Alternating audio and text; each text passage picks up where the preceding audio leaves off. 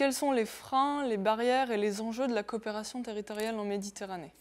Alors je vois des freins de trois ordres. D'abord, des freins économiques qui tiennent à l'asymétrie des relations entre l'Europe et ses partenaires de la Méditerranée, à savoir une asymétrie en termes de volume. Euh, L'Europe est très importante pour les partenaires du sud de la Méditerranée, alors que le sud de la Méditerranée n'est que d'une faible importance pour l'Europe. De plus, du point de vue économique, on a une division internationale du travail, c'est-à-dire que les partenaires du sud de la Méditerranée sont quand même largement spécialisés soit dans les matières premières, soit dans des produits à faible valeur ajoutée, alors que les partenaires européens sont dans des produits industriels à plus forte valeur ajoutée. Ça, c'est pour, je dirais, l'obstacle économique.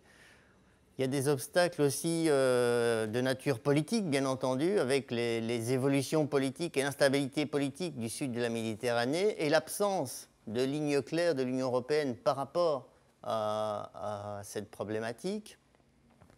Et enfin, il y a des obstacles de nature du comportement politique, je dirais, de l'Union européenne, qui, en termes de coopération, tient le plus souvent à imposer ses propres normes, plutôt qu'être dans une relation de coopération d'égal à égal avec ses partenaires, hein, ce qui constitue un obstacle évident quand on veut collaborer avec des États, des personnes qui, finalement, ont des visions du monde qui ne sont pas nécessairement les visions européennes du monde.